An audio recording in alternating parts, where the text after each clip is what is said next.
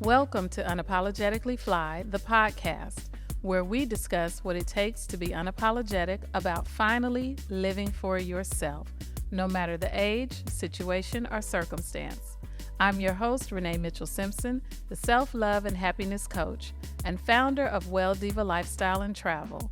I'll be bringing you experts, friends, coaches, and those in my network to help us aunties navigate reinventing our life at this big age because, sis, it truly is never too late to fly, and by fly, I mean finally live for yourself. Hey, Kitt! Hello, how are you? I'm so excited you're on my couch, girl. Now, I'm going to need you to drink all the wine you can drink because I need you to relax. Okay. This is my BFF, y'all. My BFFSC, Kitt Lizette Kirk Russell. You got it right. I love that name, Kirk Russell, y'all. Anyway, Kitt and I, BFFSC, my best friend from Spelman College. Mm-hmm. So Kitt and I have known each other since 85? 85. Oh, Lord, I don't even want to tell our age. I'm going to need you to relax because I can see you're tense. You know me well, don't you? Be yourself because y'all going to love Kitt once she loosen up. Okay, so we might have to do a retake just to get her to loosen up. But anyway, before it gets dark, while we have this beautiful lighting. So Kitt came out to visit me. Mm-hmm. She wanted to sit on the teal sofa. And girl, I'm gonna need you to chill. If I had to get you a joint, I'm gonna get you a joint. That's why we got wine, y'all. Drink the wine. All right. So Kitt wanted to sit on the sofa, y'all. And we were like, what are we gonna talk about? And what I want Kitt to share with you all is that Kitt was a brand new bride for the first time at 50. I think that's a beautiful thing, especially today with so many people making the assumption that, once you're past, I think I've been hearing them say 30, 35. Mm-hmm. That is crazy. Mm-hmm. Like once you're past 30 or 35, your chances of getting married are slim to none. And then don't be 40 and don't have some kids and don't be 45 and all this craziness. Yep. So Kitt and I met freshman year. We met freshman week, like the first few days. I don't think school hadn't even started. We have like what we call freshman week. Freshman orientation week. Yeah, we have a week where you just, before everybody else comes on campus. Before the upperclassmen. And I'll never forget, we were in the dorm. This is when I think this was when we first met. You tell me, what's your story of when we first met? Do you remember? I don't remember. Really? I don't. I do know it was in the beginning because when we got paired up with the Morehouse brothers, we were friends by then, and wasn't that freshman week? That was freshman week. Yeah. Who was your Morehouse brother? Do you know? Y'all didn't even stay in touch or nothing? We did all through school, but I can't remember. Do you know who my Morehouse brother was?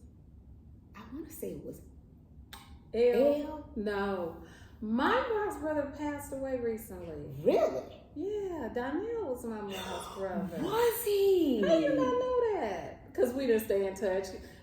Danielle and I didn't stay in touch. We met that day at the tea, and then I don't know if I ever saw him again much.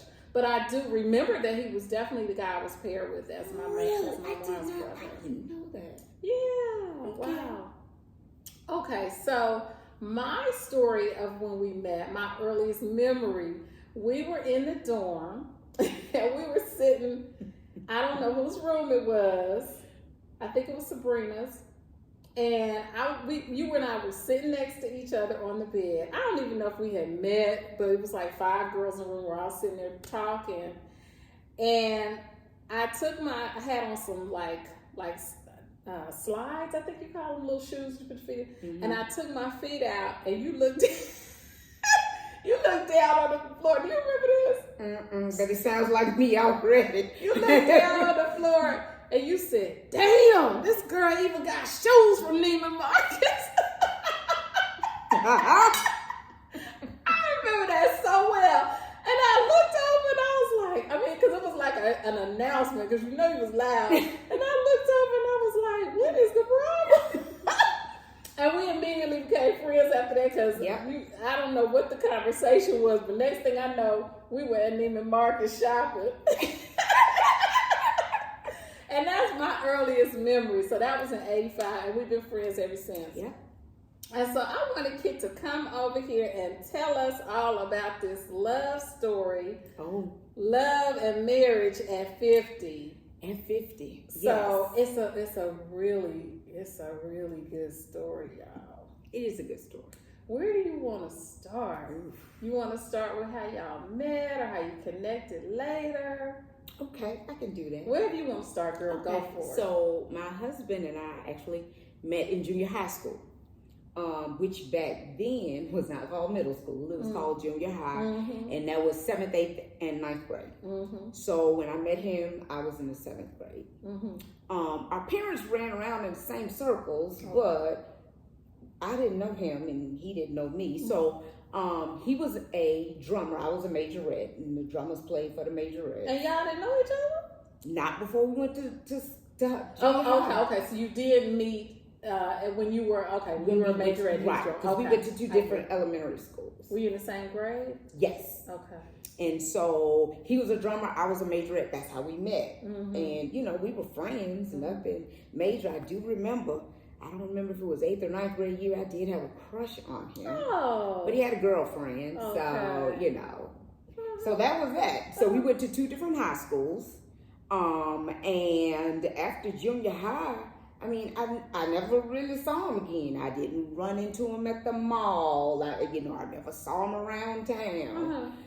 But after high school, I went to college. Yeah. He went to college, but he stayed in Memphis. And so, that was that. Fast forward to 2009, I got an inbox message from him, or a friend request. I got a friend request on Facebook. And so I accepted his friend request. Then that's when he hit me. So he started macking in the DM. Not really. It was, hey, how are you? Pretty much. In the DM. In the DM.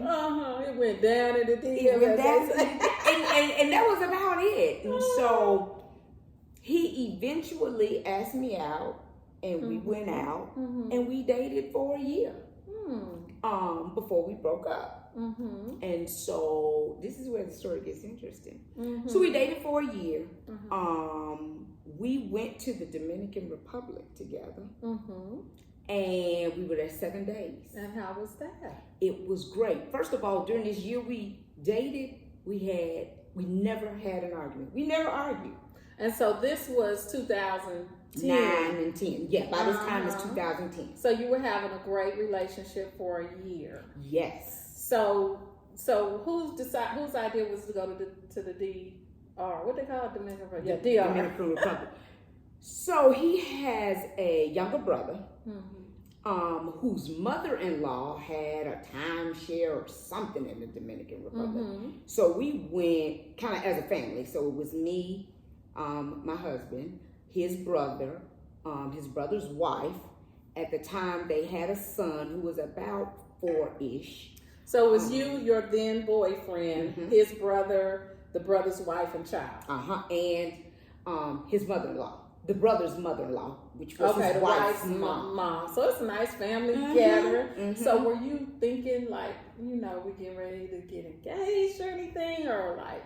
I did, because he had said at some point he didn't want to date long, that eventually he wanted to get married.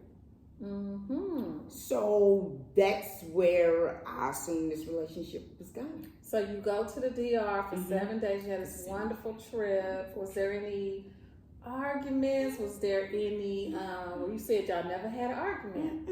Was there anything strange, like in retrospect, was there anything off about this trip? No, not that I can think of. Wow, even later, there's nothing. Nope. So the trip ends, and then? So the trip ends, and we fly back home. And so who's on the flight? Y'all, all the whole family? The whole so here's the whole family going up there and back. The plane stopped in Atlanta, which is where his brother and his family lived. And we didn't deplane. We kept on to the DR. So when we flew from Memphis to Atlanta, his family joined us on that plane. Oh, okay, so same thing going back. Same thing going back. So you get to Atlanta, everybody gets off but you and your guy. Right, we stay on because we're flying on to Memphis. So that flight from Atlanta to Memphis, everything was cool? Everything was cool. Now, in retrospect, he got a little quiet, but I mean, we've been vacationing for 7 days. So you think he's just tired? I'm thinking he's just tired. I'm tired too. So girl, what happened? 2 hours after we landed, he broke up with me. He told me. Wait. You just gonna skip something. 2 hours after. Wait. 2 hours after we land. Wait, so you land. We land. And then what happens? My mom picked us up from the airport. Mm-hmm. My car was at my parents' house. So my mom picks us up. We go back to her house, get my car, and then he and I drive to my house where his car is. Okay. And so once we get to my house, he gets his car.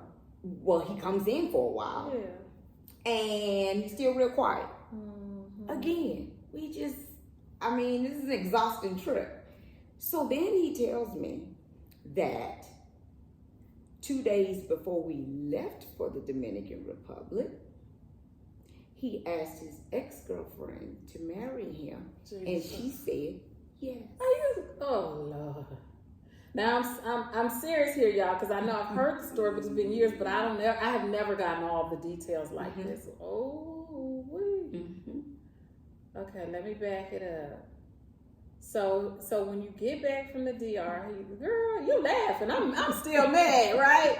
You get back from the DR, you're at your house. He tells you, I got something to tell you. Is that how this goes down? I don't remember. Girl, it's all a blur. It's all a blur. Okay. I do remember he said he asked his ex-girlfriend to marry him, and she said yeah. And that was 2 days before we left. Before y'all went on the trip. So he went on that trip knowing it was... You went on the trip and he's already engaged. Right.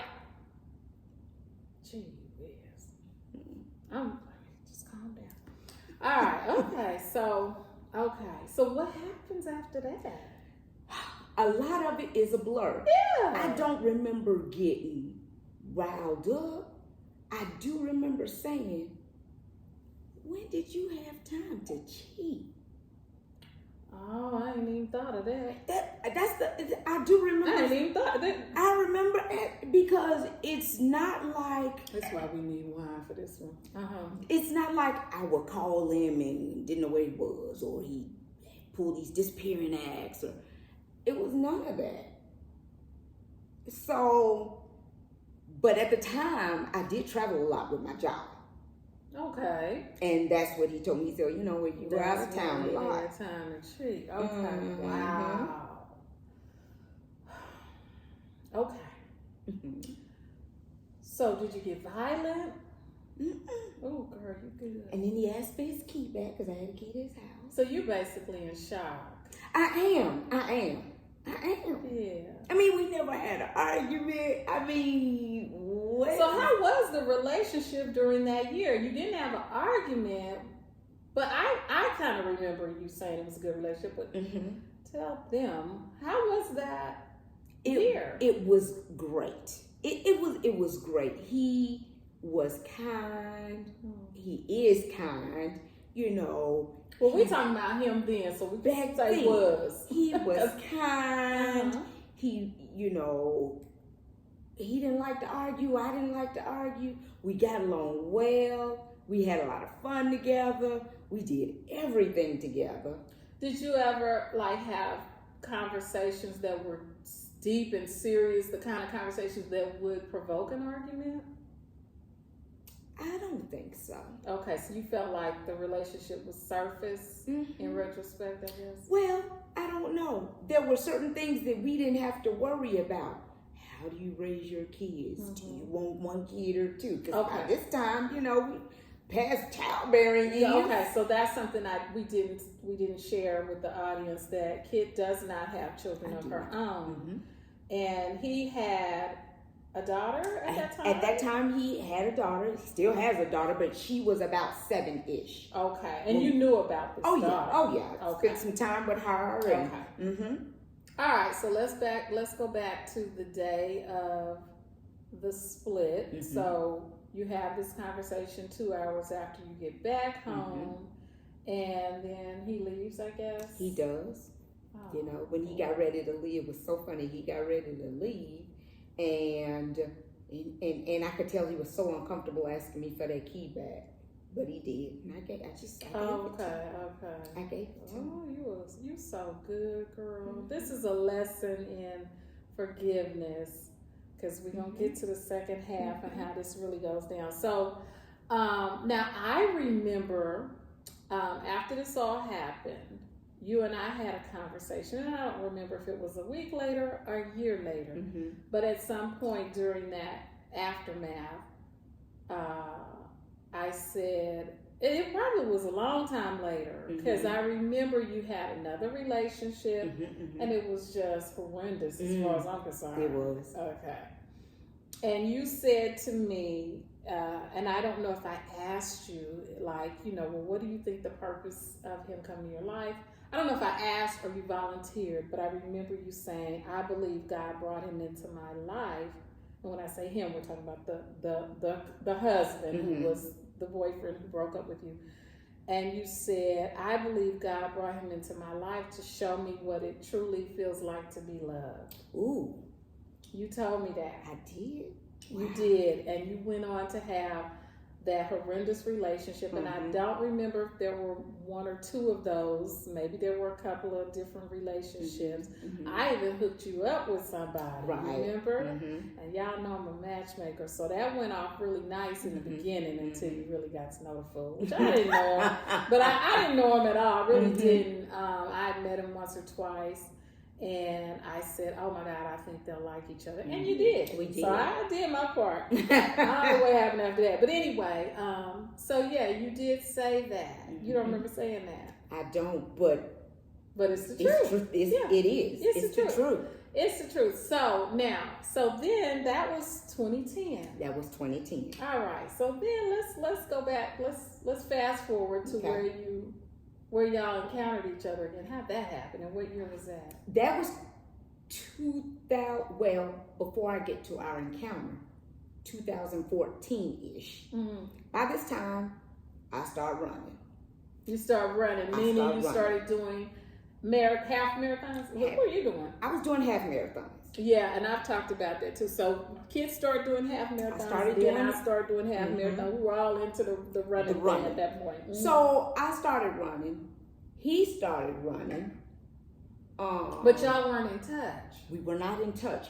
But we went to junior high school together. And so you knew some of the same people? We knew a lot of the same people because I went to the high school down the street. Most of the people at that junior high school went to the high school down the street. Okay. So we had a bunch of mutual friends on Facebook. Okay, so 2014, you started running half marathons. And what happens?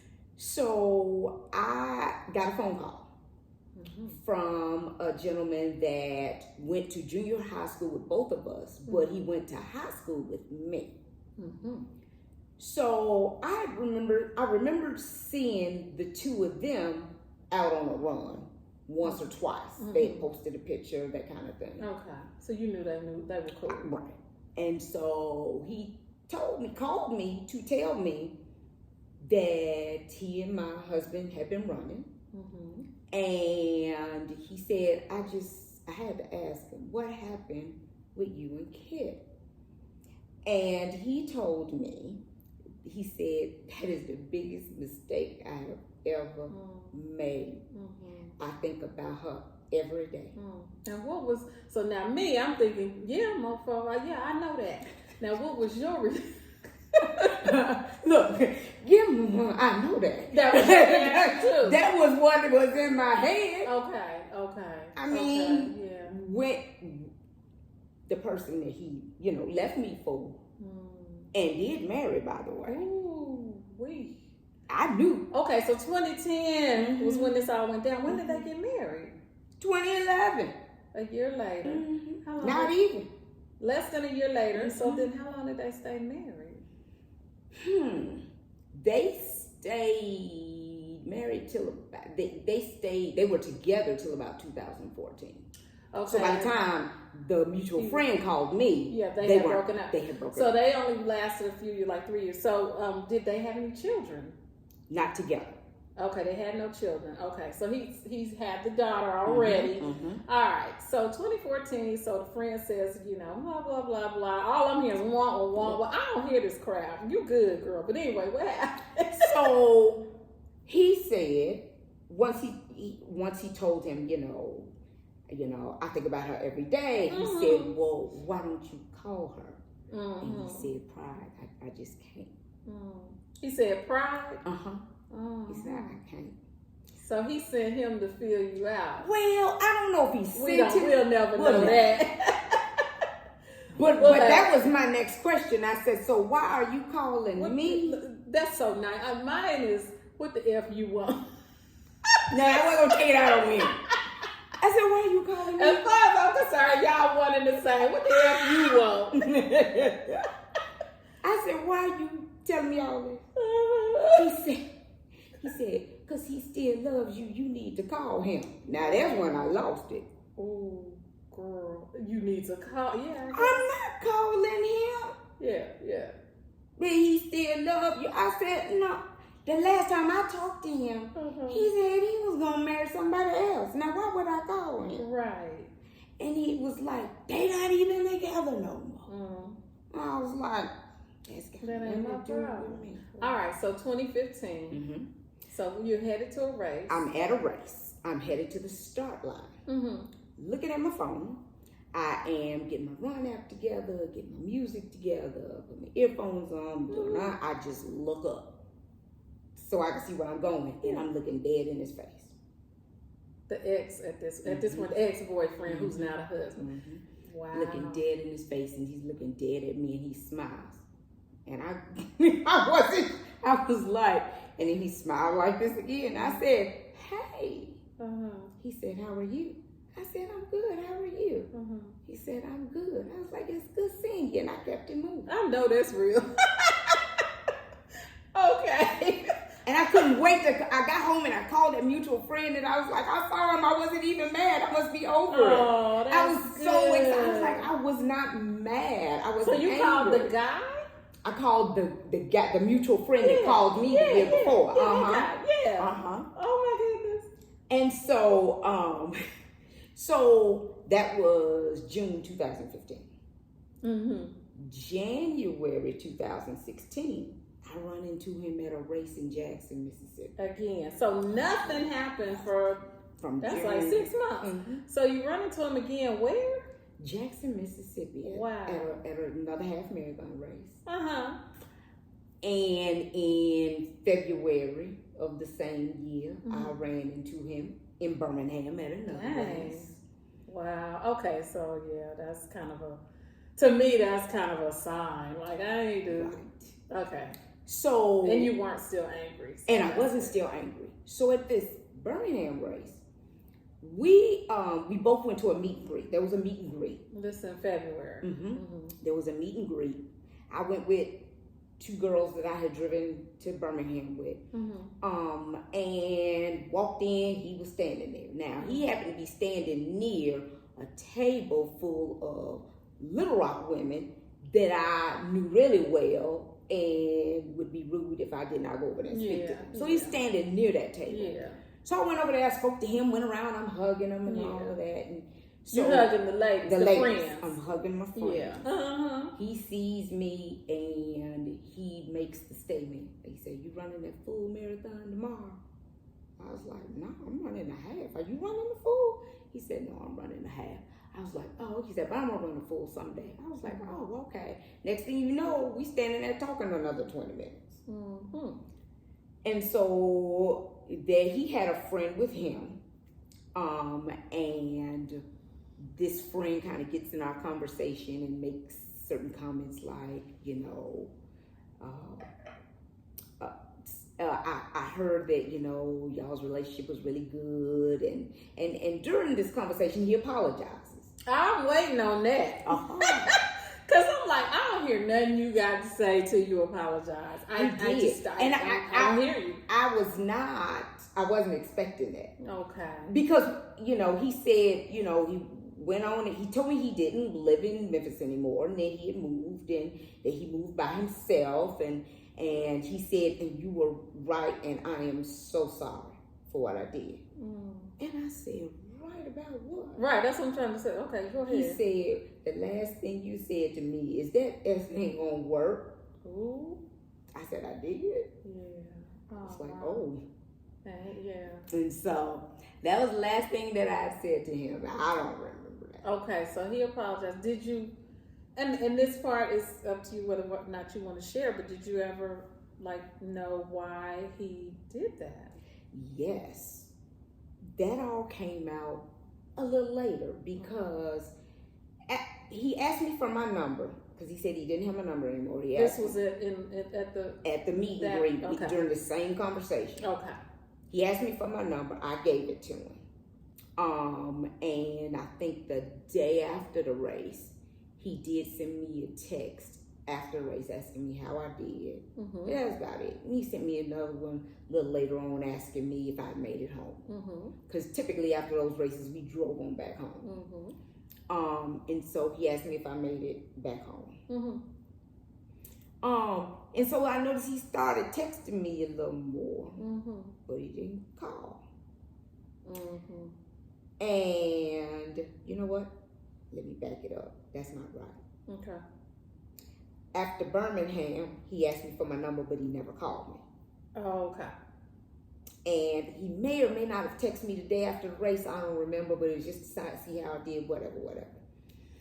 So a week or two later was the race in Little Rock. Okay. So it was that race in Little Rock where he sent me a text and asked me if I was in town. He said, I'm in Little Rock. Are you in Little Rock? I said, I am in Little Rock. He was at a meet and greet. I was in bed because I had done the 5K that day. I was doing the half the following day. I had a knee injury, so I was limping most of the time. And so I was trying to get some rest that leg before tackling them 13 miles the following day. So we just text because he said, I want to call you, but it's so loud where I am, you wouldn't be able to hear me. So we just text casually, and, he told me that he was going to be on vacation soon, and he was going to be in Memphis. Wanted to know if we could get together and go for a run. So this is after the Little Rock meeting or before the Little Rock? This is in Little Rock. Okay. And this is through text messaging. Okay. So it was after the Little Rock run where he texted me, how'd you do? Text me, did you make it home? The next day, which was Monday, he texted me again. So the apology came before all that, though? Yes, the apology was in Birmingham. Okay. And then you get to Little Rock, and so you start this text relationship. We start this, that lasted about 2 days. And then he called me like that Tuesday or Wednesday, maybe. And it just kind of, we talked, but I could tell he was uneasy. I was uneasy. So my question was, why did he do it? Why did he break up with you and marry this woman? And why did he deceive you? So that's the part. Did he? He did. Explain it. He did. So when he came home a week later, and he was on vacation that week, we went out. And I remember he got ready to take me out to dinner.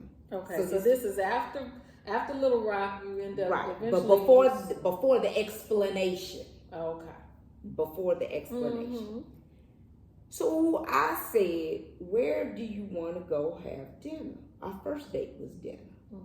I said, where do you want to go have dinner? He said, that place we went on our first date, the first go around. Is it still open? I said, yeah. He said, we need to go there because we need to start over. I said, okay. Okay. So that's where we went for our first date. Okay. So during that whole week he was home, bit by bit, he was telling me about what happened. Now, what I did not know when we dated the first time is that this ex-girlfriend, he was with her, they fell out, he started dating me, and he broke up with her. Okay. And apparently he didn't do that right, just like he didn't do me right. Okay. And I think he just, because of who he is, I think he just felt obligated to do right by her. Dang. Yep. Because he had been dating her off and on for like 5 years. Okay. I've been with him less than a year, or right at a year. Okay. Okay, it's kind of making a little bit of sense. and they went to high school together. So he was probably feeling, and I don't know, but I'm thinking there's history here, and you're weighing the two. I got a history with this one. I just met this one. Okay. All right. So he just was like door number 1, door number 2. Right. And he picked the wrong door. Right. And other than that, he really didn't have much of an explanation. That's why he did it. But at the same time, he regretted it. And I even asked him, I said, now you got married in March of 2011. When did you realize that was a bad idea? And you guys went on your trip in January 2010. July 2010. Okay, so he got married less than a year later, like you said, 2011, March. And when did he realize it was a bad idea? Yeah. February 2011. I said, so when you married her, you knew you weren't going to stay married? Before he married. Yeah, before. I said, when you married her, you knew you weren't going to stay married to her. He's like, yeah, pretty much. Oh my God. Okay. All right. So we gonna let that go. That's a long time ago. All right. But I must say this. I told him, do not feel obligated to stay with me. Okay. If you ever want to leave now. Don't feel obligated. Okay, so they broke up, then you guys get together, so you start dating in 2016, and you dated for how long, and then... Okay, so it was 2018. We got married in 2018. So you dated from 2016 to 2018. To 2018. And we got married. So I want to hear about the proposal. So the proposal was interesting. So I'm sorry. So for the 2 years, the relationship, was there any difference between the prior relationship and this one? It's like we picked up where we left off. Okay, but you had an opportunity to have more deep and meaningful conversations and hopefully an argument. No, still haven't really had an argument. Yeah. Okay. All right. Do you argue at all? Not really. It takes a lot to get him argumentative. So you must have good communication. Oh yeah, we've got great communication. Okay. Wonderful. All right, so 2018 comes around, and how does this proposal go down? Because I saw it on Facebook. So when I moved from Memphis to where he was, the understanding was we were getting married. Okay. And we really had planned on getting married in 2017. At the end of 2016, I lost my mom. My mind wasn't right. That's how it ended up being 2018. So, we knew we were getting married. We had even played around with a date or two. But there was a race that we both signed up for. It was a half marathon. I ended up not running it because I had a knee injury. I was nursing a knee injury, and he kept asking me, you running this race or not? Are you running this race? I was like, why are you worrying me about whether I'm running this race or not? I don't know. And so I ended up not running it. And his best friend came down. Okay, this is not the same guy. This is a different guy. This is a different guy. Okay. His best friend came down from Memphis. I was like, why is he coming? To watch you run a race? You run 1,000 of them. Why is he coming to watch you? She ain't getting none of that. And so, it was, you just coming, you going to I was like, okay. So he runs this race, and me and his friend just hanging out, you know, while he run this race. And so around the time that I knew it was time for him to come in, you know, I'm looking for him. You know, he likes to wear these vibrant colors. He had on a red shirt. And so I'm looking for a red shirt. About to know when he's going to come in. So I'm sitting there and I get my camera ready because I got to take pictures of him coming across the finish line. And so his friend is like, where is it? Where is it? I was like, right there, right there. He's like, where is it? Where is it? I was like, you're going to miss him. He's right there. He right here in the red shirt. Where is it? Right here. He said, what the shirt say, Kitt? Kitt, what the shirt say? Will you marry me? Oh, Lord have mercy. Because he ran across the finish line straight toward me, got on his knee and pulled out a ring. And I'm trying to take pictures. That's so funny. Like, why are you? He's right here. I'm asking me that. He's right here. That is hilarious. You almost missed the shirt. What the shirt say, Kitt? That is so funny. It was so cute. So, oh, that's beautiful. I remember so cute. seeing the photo. I don't think it was a video. It was supposed to be a video. That's what the best friend was there for. So the video was the ground inside his pocket. I don't know what it. Oh no.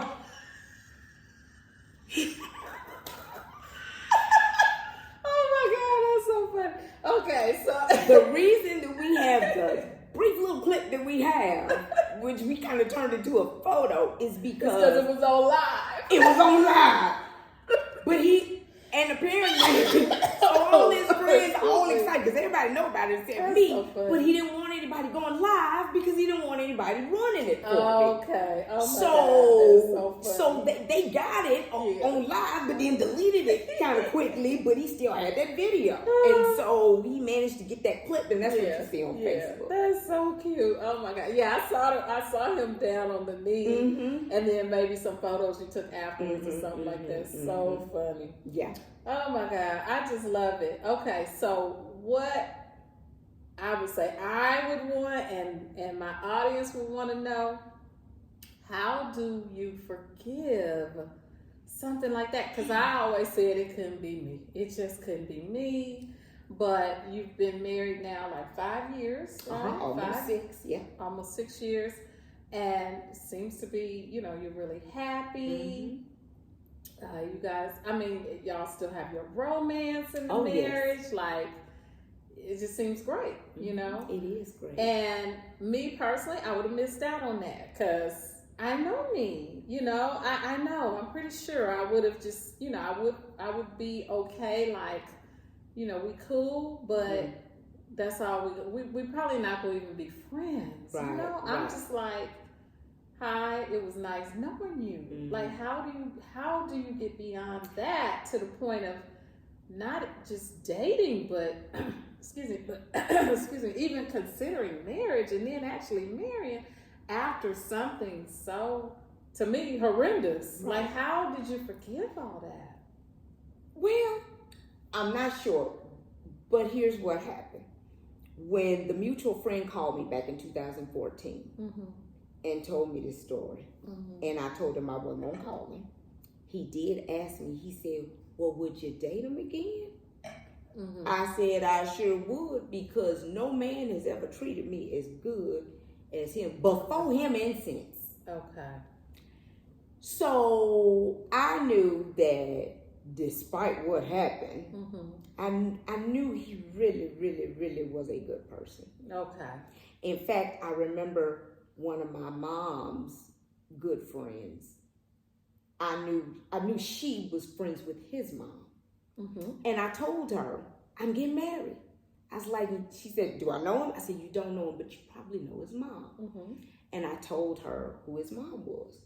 And she said, you marrying her son? I said, yes. She said, well, now I don't know him, but if you marry her son, you married a good man. And that's so good. And generally anybody that knows him, meets him, has that to say about it. Yeah. And so I knew he was a good guy. I knew he was genuine. I knew whatever. And I knew that our relationship, all of that we had, that could not have been fake. Yeah. Oh, yeah. I was like that. You can't fake that. And so I knew, and I think that's one of the reasons why I'm so secure now, because he realized the grass ain't greener. He's got a chance to find out beforehand. The grass ain't greener. Yeah. And so we're always making jokes about that. You know? Yeah, because that's another thing. It's like, well, how do you know that, he cheated before? How do you know that he won't cheat again? Right. But you feel like he had the opportunity to do that, and not only did he cheat, he went over the fence, and now he's back. Okay. I think he realizes, that was not worth it, because it was 6 years before we got back together. And I used to always tease him. I knew you were coming back. I didn't think it was going to take 6 years, but I knew you were coming back. Wow. Okay. How so could you not? okay. Excuse me. Okay. Yes, ma'am. Okay. So during that time, you did, like you said, you didn't date anyone else that even came close, I guess. Yeah. Okay. Nope. Okay. All right. So my next question is then, getting married for the first time at 50. Yeah. And you had no children of your own. So you really were used to just taking care of you. Right. And so how is that transition? Because, you hear people are set in their ways by a certain age and all this. How is that transition from being single? Because you weren't one that, well, I don't know if you lived with someone or what, but how do you go from being a single woman at 50 to being not only a married woman, but you have he has a daughter, so she's now your daughter, and she has a daughter. So now you have a full family. And so how is that transition, from being by yourself to? Well, I think it was an easy transition, because I kind of feel like I was the type of, or I am the type of wife that I watched my mom be. Like, I would come home and I would cook, and and I did all of this for him and all of that, and that kind of, and I remember him saying, you don't have to do all of this cooking, and when he might come home and like, oh, I didn't cook today, I just didn't feel like it. He's like, now that's stress you put on yourself. You do not have to cook every day. Yeah. And so I don't think that wasn't the hard part. The hard part was me living alone. If I put something somewhere, I know where my stuff is. Somebody brought in your stuff. Where is my pepper? It's supposed to be right here. Yeah. It's all the way up here. Yeah. I can't reach it. Okay. I think that was difficult, because to try to make room, we were in his tiny apartment, and to try to make room, I might start looking for stuff, and he's moving stuff, and he's moving it up high, and I got to get a step stool to get to it, and so I get a little irritated, and it was so funny but I couldn't go fussing at him about that. One of the things that I love so much about him is that, he don't raise his voice in me. So I have to think, sometimes I have to really say, I love my husband, I love my husband, I love my husband.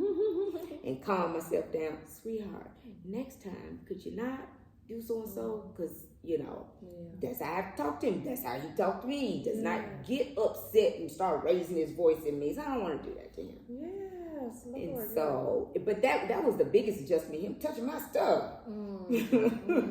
Wow. And that's not, it's irritating, but it's not, like somebody taking your stuff and throwing it away because they don't like it. Right. Okay. It's not about me. But anyway. But yeah, that's good. That's something you can work through. And then you have someone who is mature enough to work through stuff. And I do. And because it's not normal for him to fly off the handle,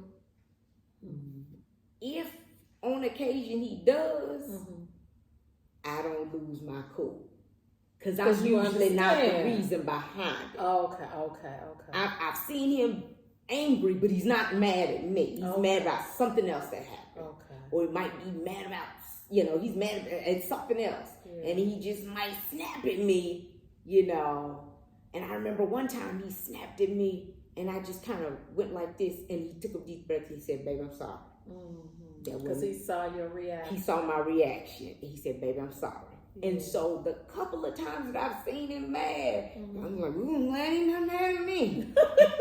He's that person that never gets mad. Yeah. But when he does, you don't want to be around him. That's who he is. So what's his sign? Gemini. Oh, that's right. So yeah, they say Gemini, they got two personalities. I would say that. Yeah? Okay, so that's the one that the angry and the... No, that's not even, that's just something that comes out every now and then. Rare. Okay. We're not going to go into his personalities, but anyway. But, so what would you say to the woman who is 50, 55, and,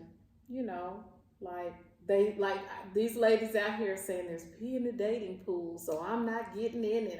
It's not. They say some really bad things about, the pickings these days. They say there's really not much out there to offer, which, I don't believe that. But what would you say? I don't believe that there is not much to offer, but I would say, be patient. It'll happen. Just be patient. Really? Just be patient? That's all? Girl, come with something better than that. 55 years old, you've been patient. So what would you say, maybe to avoid overlooking a gem? How do you know? Me personally, like I said, I would have just told his friend, I'm sorry to hear that, and don't call me no more. I really would have. I know that, again, dating him, dating those before him, so you had something to compare to. After him, he just, You wasn't going to miss that. No. It was not, okay, it was easy to recognize the gem. Easy to recognize the gem. Wow. Yeah. Okay. Because people mess up all the time. So he was married twice, right? Yes. And I'm his third husband. Wow. I'm his third wife. Lord have mercy. I'm his third wife. Okay, so they just kind of messed up, you think? Well, yeah. It's always two sides. It is. It's always two sides. I know with the second one, the problem was she wasn't me. I got you. Okay. Very interesting story. I'm just trying to think, is there anything else we want to suck out of Kitt while we got her on the sofa? Because this is interesting. It is. Like I said, we've been friends forever, and this is the first time we really talked in detail about it. Because I remember the relationship after, so I heard much more about that relationship. I think we were just more in touch during that time in your life. And then when he came back into your life, like I said, I'm just like, I don't think I said anything to you like, girl, no, I would not do that. So I'm pretty sure I didn't say that. You did. But I know me, I might have been thinking it. Huh? You might have been thinking it, but... I wasn't. Because I feel like, that's your choice. You're a grown woman. I would never say, unless it was a situation where he was abusive, right? Then I would have been like, girl, you're freaking crazy. Yeah. I would have definitely spoken up. But I still remember you saying that he was the example of love in your life. He was. I remember you saying that. And I've had one of those, so I know how that is. And so when he came back and you accepted him back, I still, for me personally, because it's hard for me to, just let go and say, and trust that wouldn't happen. Right. I think that's the hard part. So I guess that's the question. How do you how are you? Well, you already said you were secure in knowing that I was secure in knowing that it wouldn't happen again. Because I guess I knew when he left the first time. Like I said, I expected him to come back. You already knew. I already knew. Ain't that something? I knew he was coming out. Like I didn't think it would take that long, but.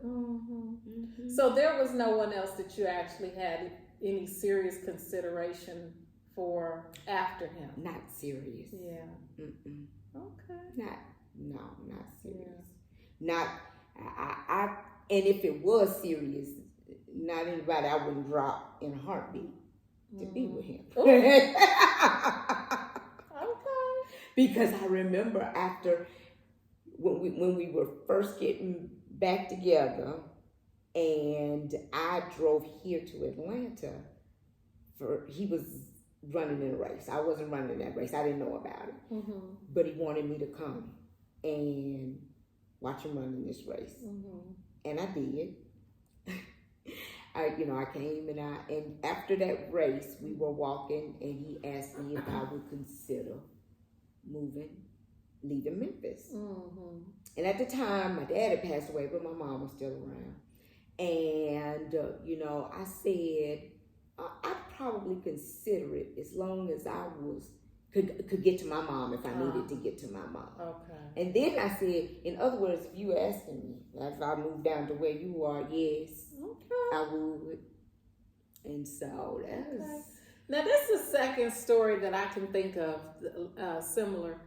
And in both cases, I was like, nope, couldn't be me. So maybe that's why I'm single. I don't know. But anyway. But I remember my mom had a friend who, and this was like eons ago, but I remember the story. They were getting married. It was their wedding day. And he didn't show up. Yeah, she's already at the church. She has on her gown. And he never shows up for the wedding. Very similar story. Like, okay. Well, in your case, it's a little different, but So he doesn't show up for the wedding. And she never hears from him again. And it's a year later. Now, I'm leaving out details because I don't know details, so I'm just going to share the part that I know. But a year goes by before she finds out what was really going on. He comes back, and it turns out he was impotent. And he did not know how to tell her this. So he disappears for a whole year. And I guess, I don't know how he got it cured, but he did. And he comes back and they get married. Aww. And they were married 40 years or so. Wow. Oh, yeah. So it worked out. That's a blessing I would have missed. And if you felt a certain way about him, Renee, I guess you would not. Okay. I guess that's the thing. I'm not in your shoes. I wasn't in her shoes. In my mind, and I think for me, I'm just thinking, how can I give you the satisfaction of being happy after you did me the way you did? I think that's what it is. I'm just like, there's no way I'm gonna let you be that happy. I think that's what it is. So, yeah. But anyway, yeah. So this is really a lesson in forgiveness. For me, for one. It is. Yeah. And maybe a lesson in, when you know. Yeah. I knew I did. Like I said, I had a crush on him in junior high school. Yeah. Well, shoot, I had a crush on mine at 9 years old, so that don't mean crap. But you knew, you had this feeling when he went away that he would come back. Right. And I think this may have been the only relationship that I've been in. When I say we didn't argue, we didn't argue. Wasn't much to argue about. It's very little. To this day, I can ask him for, and he'll tell me no. Now he will say no. Okay, but not often. Not often. But I don't make unreasonable requests either. Right. He'll tell me no, because I make unreasonable requests. I'm the one came up with the moose knuckle. Get my friend that bag. She need that bag. He did get the bag, though. He did. He did. It wasn't that same day when I called. Right. But he did get the bag. And he got it. Lord. Okay. Anything else you want to share with ladies who, like I said, maybe in their 40s, 50s, even 60s, who have maybe lost hope? I mean, anything you'd like to share? I guess my best advice is don't give up hope. Okay. Don't give up hope. You know, it is coming. There are a lot of good men out here. Yeah. I believe you. And I believe you, and I believe a lot of men and women. You know, people go through relationships, and you either come out, excuse me, you come out the same, and you go on and you have a repeat, or you come out and you've learned and you grow, and you do better. I agree, but I think the woman that I was maybe 20, 30 years ago, I'm not now. Like, he don't have to be this tall and this color and this size and this, you know, I don't have, you know, if you just, you know, rather than I like a man who, you know, has this, you know, I want the man that want me. You know, that's the one I want. He wants you, so that he's treating you like he wants you. Treating you like he wants you. Yeah, because that was the thing that you did say. It was all about how you were being treated. It was all about how I was being treated. Yep, and that wasn't something that he did, you know, a few times. Even now, after, you know, almost 6 years, I mean, he treats me like he did back in 2009 when this all started. Okay. I love it. All right, y'all. So I'm going to wrap it up. This has been, a fun and interesting conversation with my BFF, Kitt, Lizette, Kirk, Russell. And I'm saying the whole name because I want to say Kitt Kirk. Yeah, I really want to say Kitt Kirk. But I think you're just now getting the Russell. Because I'm slowing it down, and I'm going to. I still have people calling me Mitchell, and I was married for 20 years, and now I'm not, and they still calling me Mitchell. It's crazy. But anyway, it's been fun having you on the Teal Sofa, sis. It's been great being on the Teal Sofa. All right. Anything you want to share? Anything else? Are we good? We are good. Okay, well, we're going to go finish off this wine, and we thank you for joining us on another episode of Unapologetically Fly. Bye-bye. Thank you so much for listening to another episode of Unapologetically Fly. I hope you found something in this episode that inspires you to finally live for yourself. We all know someone afraid to live their dream and chronically complaining about some part of their life. Be a blessing and send this to that person. And make sure you write a review wherever you're tuned in, and subscribe so we can make the world a better place, one fly auntie at a time. See you on the next episode.